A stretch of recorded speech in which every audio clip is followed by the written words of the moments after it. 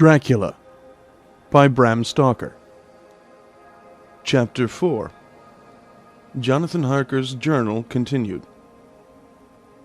I awoke in my bed.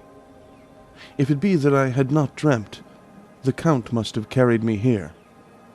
I tried to satisfy myself on the subject, but could not arrive at any unquestionable result. To be sure, there were certain small evidences, such as that my clothes were folded and laid by in a manner which was not my habit. My watch was still unwound, and I am rigorously accustomed to wind it the last thing before going to bed, and many such details.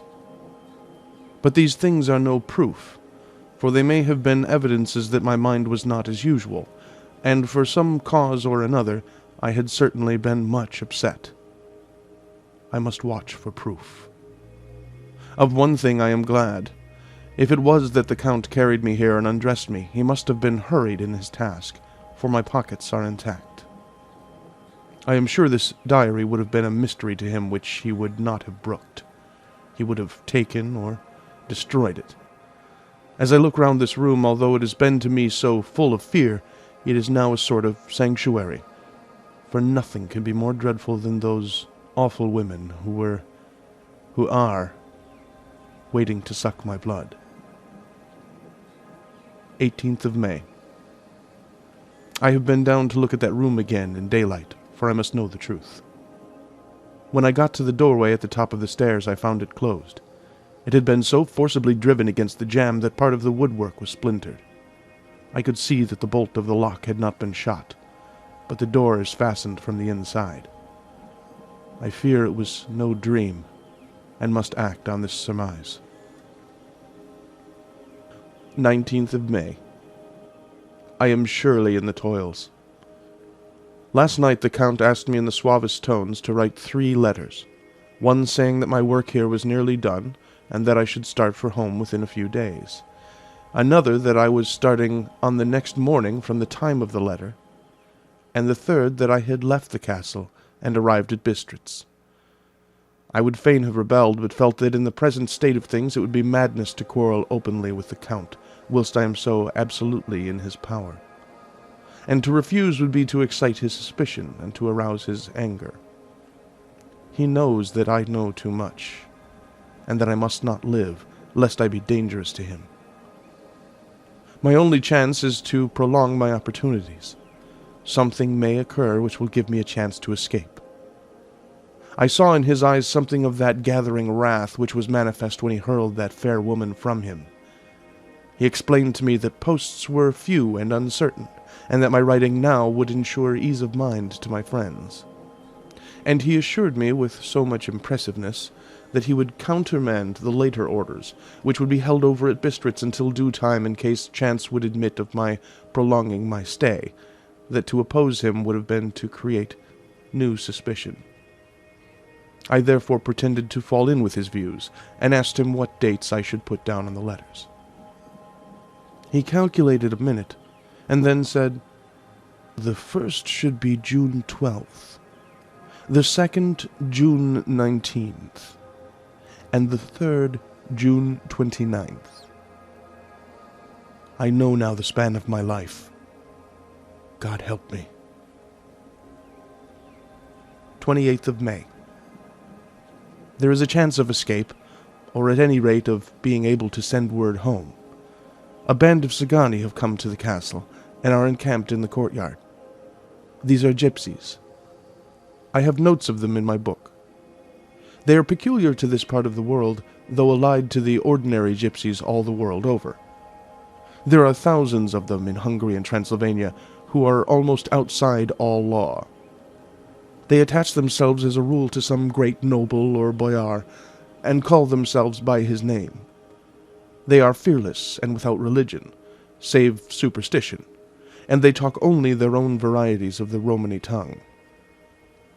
I shall write some letters home, and shall try to get them to have them posted. I have already spoken to them through my window to begin acquaintanceship. They took their hats off and made obeisance and many signs, which, however, I could not understand any more than I could their spoken language. I have written the letters.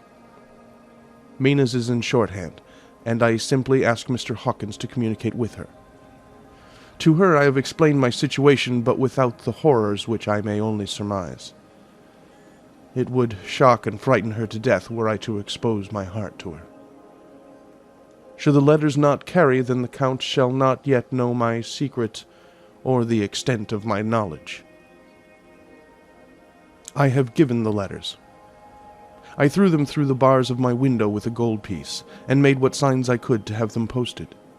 The man who took them pressed them to his heart, and bowed, and then put them in his cap. I could do no more. I stole back to the study and began to read. As the Count did not come in, I have written here, "The Count has come." He sat down beside me and said in his smoothest voice, as he opened 2 letters, "The Szgany has given me these, of which, though I know not whence they come, I shall, of course, take care. See," he must have looked at it, "one is from you, and to my friend Peter Hawkins. The other," here he caught sight of the strange symbols as he opened the envelope, and the dark look came into his face, and his eyes blazed wickedly. "The other is a vile thing, an outrage upon friendship and hospitality. It is not signed. Well, so it cannot matter to us." And he calmly held letter and envelope in the flame of the lamp, till they were consumed.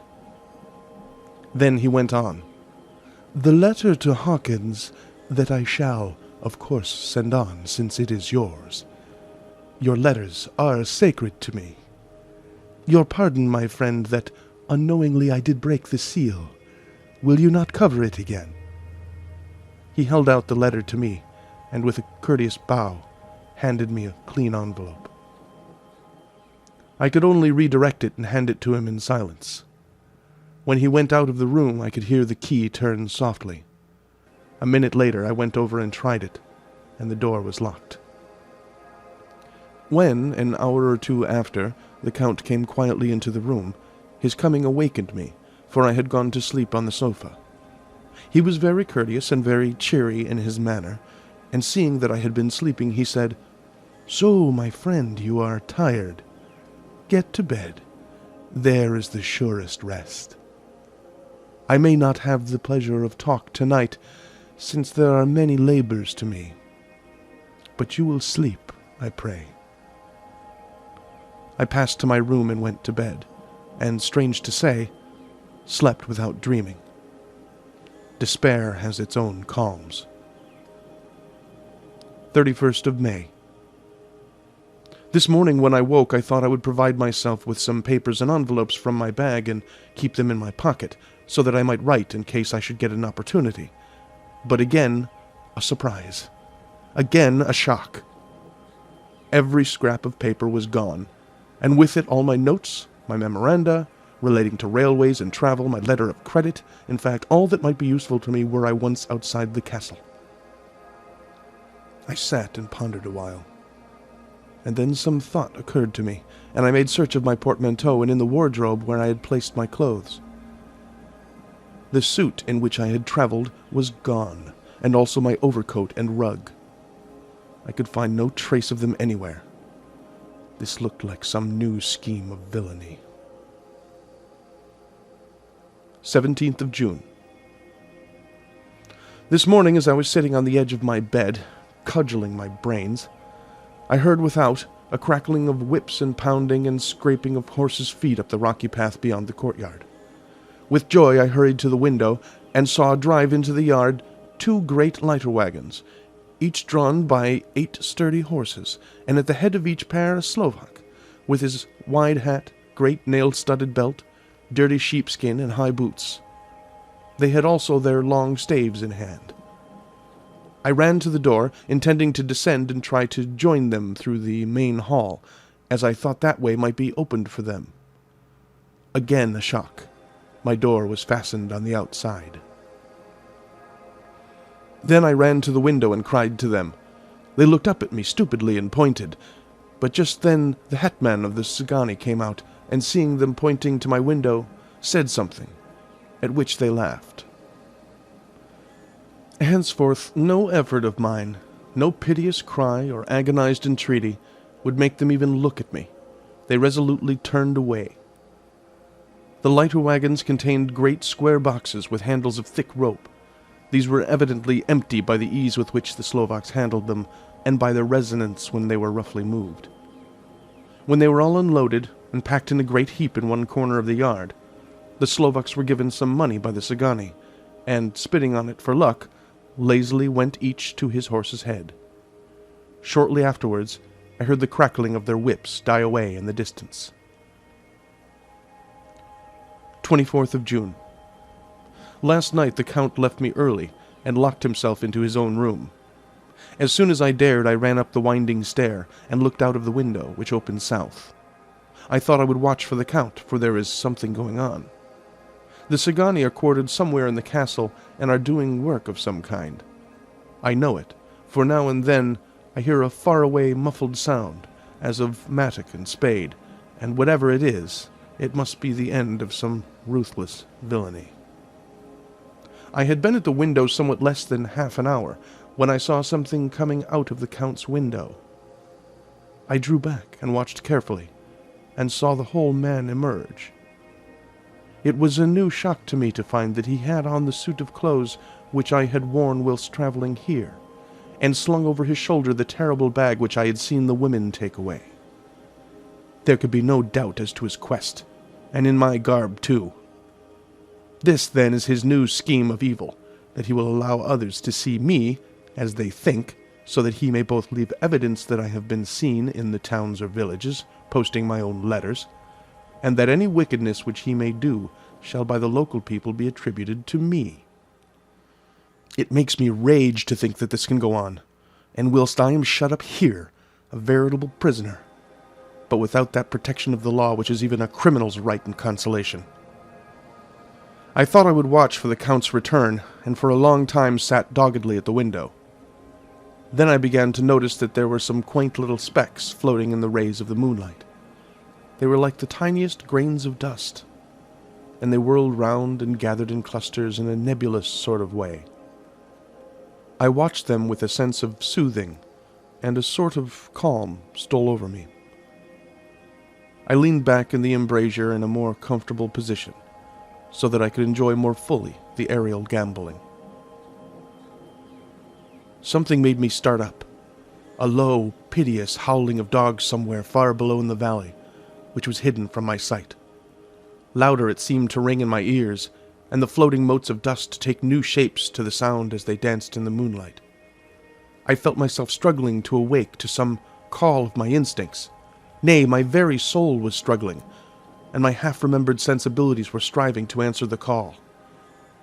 I was becoming hypnotized. Quicker and quicker danced the dust. The moonbeams seemed to quiver as they went by me into the mass of gloom beyond. More and more they gathered till they seemed to take dim phantom shapes. And then I started, broad awake, in full possession of my senses, and ran screaming from the place. The phantom shapes, which were becoming gradually materialized from the moonbeams, were those 3 ghostly women to whom I was doomed. I fled and felt somewhat safer in my own room, where there was no moonlight, and where the lamp was burning brightly. When a couple of hours had passed, I heard something stirring in the Count's room, something like a sharp wail quickly suppressed. And then there was silence, deep, awful silence, which chilled me. With a beating heart, I tried the door, but I was locked in my prison and could do nothing. I sat down and simply cried. As I sat, I heard a sound in the courtyard without, the agonized cry of a woman. I rushed to the window, and throwing it up, peered between the bars. There, indeed, was a woman with disheveled hair, holding her hands over her heart, as one distressed with running. She was leaning against the corner of the gateway. When she saw my face at the window, she threw herself forward, and shouted in a voice laden with menace, "Monster, give me my child!" She threw herself on her knees, and raising up her hands, cried the same words in tones which wrung my heart. Then she tore her hair and beat her breast and abandoned herself to all the violences of extravagant emotion. Finally she threw herself forward, and though I could not see her, I could hear the beating of her naked hands against the door. Somewhere high overhead, probably on the tower, I heard the voice of the Count calling in his harsh, metallic whisper. His call seemed to be answered from far and wide by the howling of wolves. Before many minutes had passed, a pack of them poured, like a pent-up dam when liberated, through the wide entrance into the courtyard. There was no cry from the woman, and the howling of the wolves was but short. Before long they streamed away singly, licking their lips. I could not pity her, for I knew now what had become of her child, and she was better dead. What shall I do? What can I do? How can I escape from this dreadful thing of night, gloom, and fear? 25th of June. No man knows till he has suffered from the night how sweet and dear to his heart and eye the morning can be. When the sun grew so high this morning that it struck the top of the great gateway opposite my window, the high spot which it touched seemed to me as if the dove from the ark had lighted there. My fear fell from me as if it had been a vaporous garment, which dissolved in the warmth. I must take action of some sort whilst the courage of the day is upon me. Last night one of my post-dated letters went to post, the first of that fatal series which is to blot out the very traces of my existence from the earth. Let me not think of it. Action! It has always been at night time that I've been molested or threatened, or in some way in danger or in fear. I have not yet seen the Count in the daylight. Can it be that he sleeps when others wake, that he may be awake whilst they sleep? If I could only get into his room. But there is no possible way. The door is always locked. No way for me. Yes, there is a way, if one dares to take it. Where his body has gone, why may not another body go? I have seen him myself crawl from his window. Why should not I imitate him, and go in by his window? The chances are desperate, but my need is more desperate still. I shall risk it. At the worst, it can only be death, and a man's death is not a calf's, and the dreaded hereafter may still be open to me. God help me in my task. Goodbye, Mina, if I fail. Goodbye, my faithful friend and second father. Goodbye, all, and last of all, Mina. Same day, later. I have made the effort, and God helping me, have come safely back to this room. I must put down every detail in order. I went whilst my courage was fresh, straight to the window on the south side, and at once got outside on this side. The stones are big and roughly cut, and the mortar has by process of time been washed away between them. I took off my boots and ventured out on the desperate way. I looked down once, so as to make sure that a sudden glimpse of the awful depth would not overcome me, but after that kept my eyes away from it. I know pretty well the direction and distance of the Count's window, and made for it as well as I could, having regard to the opportunities available. I did not feel dizzy. I suppose I was too excited, and the time seemed ridiculously short, till I found myself standing on the window-sill and trying to raise up the sash. I was filled with agitation, however, when I bent down and slid feet foremost in through the window. Then I looked around for the Count, but with surprise and gladness made a discovery. The room was empty. It was barely furnished with odd things which seemed to have never been used. The furniture was something the same style as that in the south rooms, and was covered with dust. I looked for the key, but it was not in the lock, and I could not find it anywhere. The only thing I found was a great heap of gold in one corner, gold of all kinds, Roman and British and Austrian and Hungarian and Greek and Turkish money, covered with a film of dust as though it had lain long on the ground. None of it that I noticed was less than 300 years old. There were also chains and ornaments, some jeweled, but all of them old and stained. At one corner of the room was a heavy door. I tried it, for since I could not find the key of the room or the key of the outer door, which was the main object of my search, I must make further examination, or all my efforts would be in vain. It was open, and led through a stone passage to a circular stairway, which went steeply down. I descended, minding carefully where I went, for the stairs were dark, being only lit by loopholes in the heavy masonry. At the bottom there was a dark, tunnel-like passage, through which came a deathly, sickly odor, the odor of old earth newly turned. As I went through the passage, the smell grew closer and heavier. At last I pulled open a heavy door which stood ajar, and found myself in an old ruined chapel, which had evidently been used as a graveyard.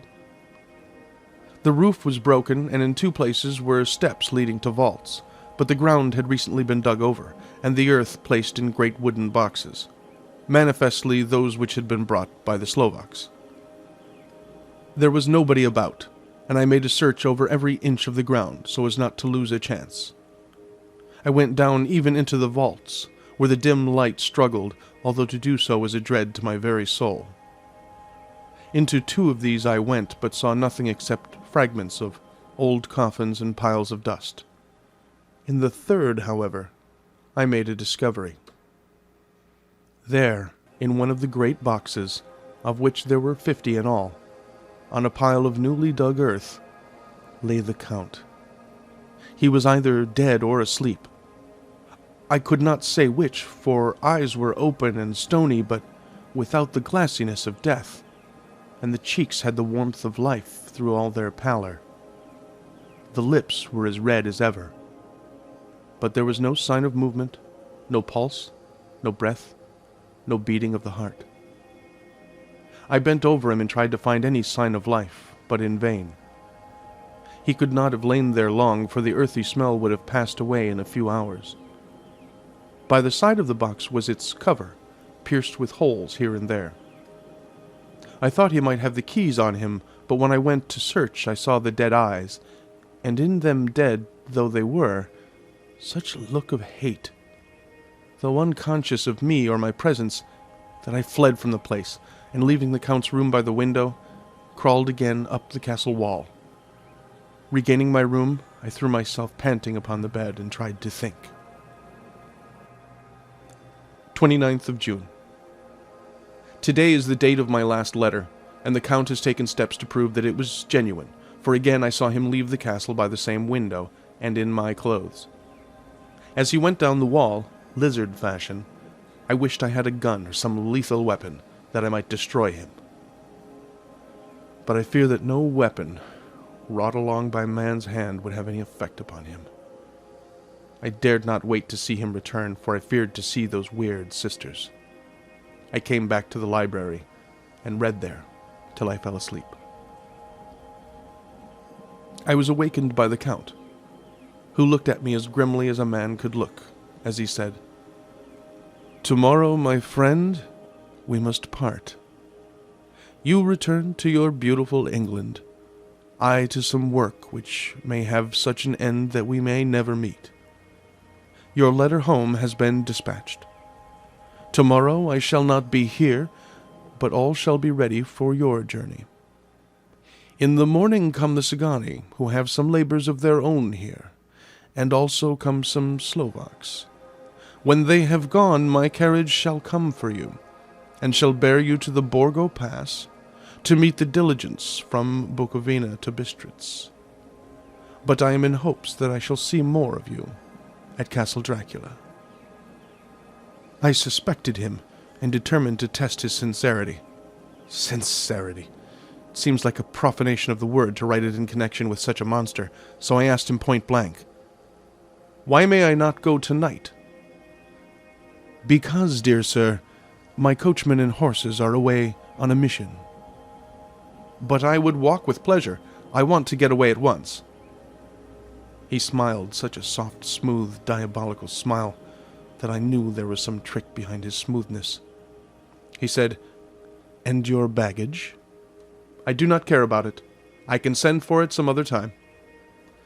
The Count stood up and said, with a sweet courtesy which made me rub my eyes, it seemed so real, "You English have a saying which is close to my heart, for its spirit is that which rules our boyars. Welcome the coming, speed the parting guest. Come with me, my dear young friend. Not an hour shall you wait in my house against your will, though sad am I at your going, and that you so suddenly desire it. Come." With a stately gravity, he, with the lamp, preceded me down the stairs and along the hall. Suddenly he stopped. "Hark!" Close at hand came the howling of many wolves. It was almost as if the sound sprang up at the rising of his hand, just as the music of a great orchestra seems to leap under the baton of the conductor. After a pause of a moment, he proceeded in his stately way to the door, drew back the ponderous bolts, unhooked the heavy chains, and began to draw it open. To my intense astonishment, I saw that it was unlocked. Suspiciously I looked all around, but could see no key of any kind. As the door began to open, the howling of the wolves without grew louder and angrier. Their red jaws, with champing teeth, and their blunt-clawed feet as they leaped, came in through the opening door. I knew then that to struggle at the moment against the Count was useless. With such allies as these at his command, I could do nothing. But still the door continued slowly to open, and only the Count's body stood in the gap.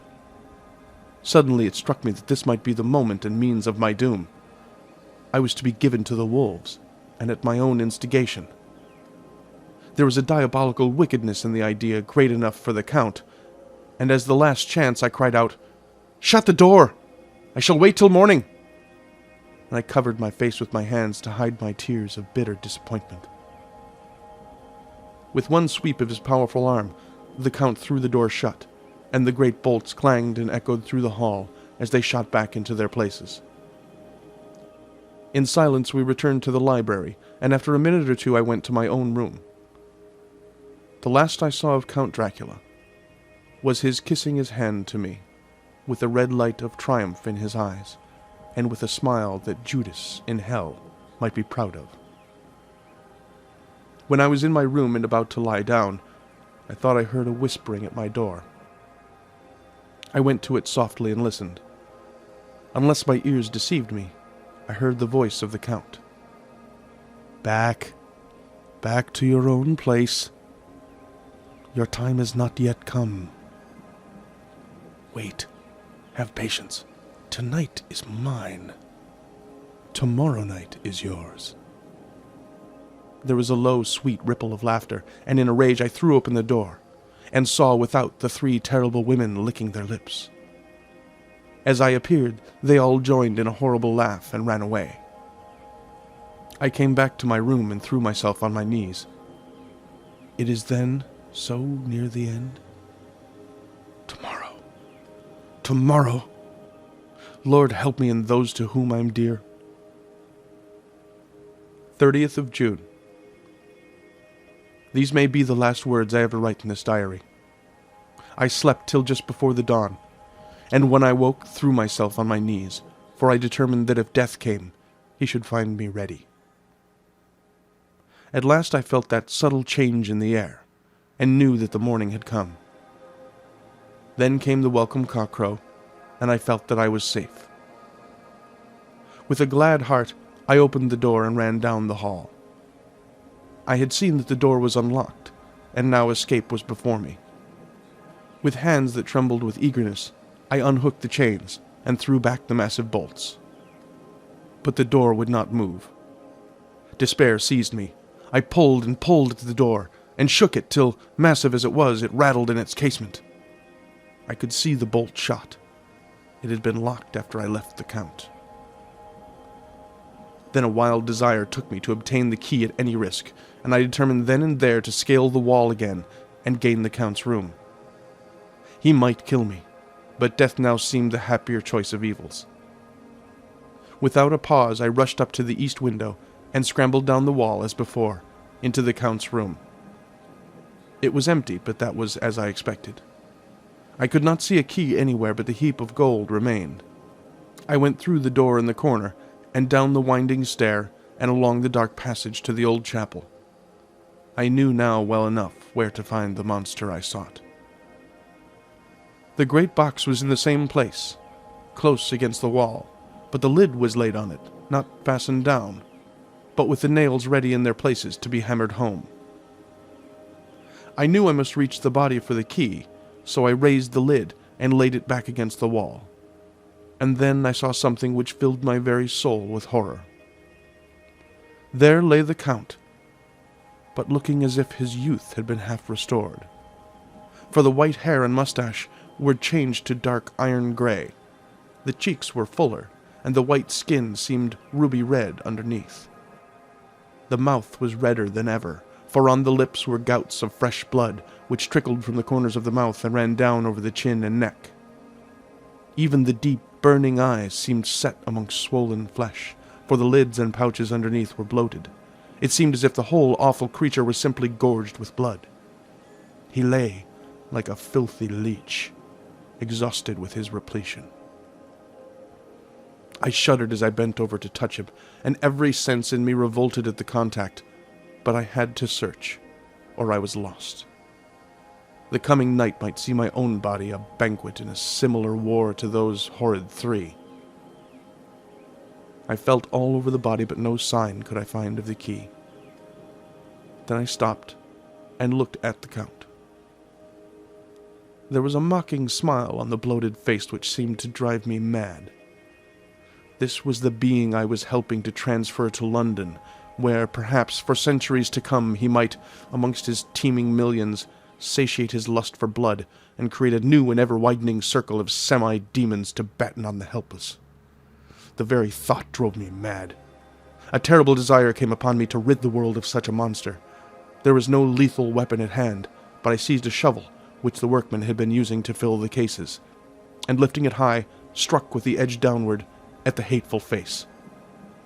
But as I did so, the head turned, and the eyes fell upon me with all their blaze of basilisk horror. The sight seemed to paralyze me, and the shovel turned in my hand and glanced from my face, merely making a deep gash above the forehead. The shovel fell from my hand across the box, and as I pulled it away, the flange of the blade caught the edge of the lid, which fell over again, and hid the horrid thing from my sight. The last glimpse I had was of the bloated face, blood-stained, and fixed with a grin of malice, which would have held its own in the nethermost hell.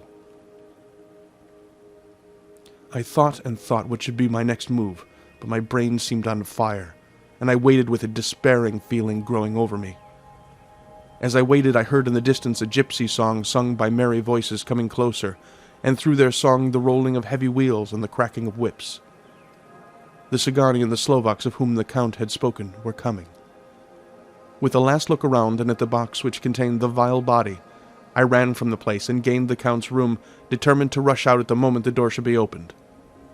With strained ears, I listened, and heard downstairs the grinding of the key in the great lock, and the falling back of the heavy door. There must have been some other means of entry, or someone had a key for one of the locked doors. Then there came the sound of many feet tramping and dying away in some passage which sent up a clanging echo. I turned to run down again towards the vault, where I might find the new entrance, but at the moment there seemed to come a violent puff of wind, and the door to the winding stair blew to with a shock that set the dust from the lintels flying. When I ran to push it open, I found that it was hopelessly fast. I was again a prisoner, and the net of doom was closing round me more closely. As I write, there is in the passage below a sound of many tramping feet, and the crash of weights being set down heavily, doubtless the boxes with their freight of earth. There is a sound of hammering. It is the box being nailed down. Now I can hear the heavy feet tramping again along the hall, with many other idle feet coming behind them. The door is shut. The chains rattle. There is a grinding of the key in the lock. I can hear the key withdrawn, then another door opens and shuts. I hear the creaking of lock and bolt. Hark! In the courtyard and down the rocky way the roll of heavy wheels, the crack of whips, and the chorus of the Sagani as they pass into the distance. I am alone in the castle, with those horrible women. Faugh! Mina is a woman, and there is naught in common. They are devils of the pit.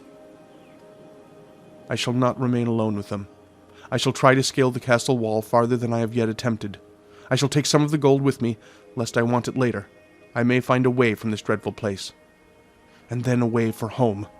Away to the quickest and nearest train, away from the cursed spot, from this cursed land where the devil and his children still walk with earthly feet. At least God's mercy is better than that of those monsters, and the precipice is steep and high. At its foot a man may sleep, as a man. Goodbye, all. Mina. End of chapter 4.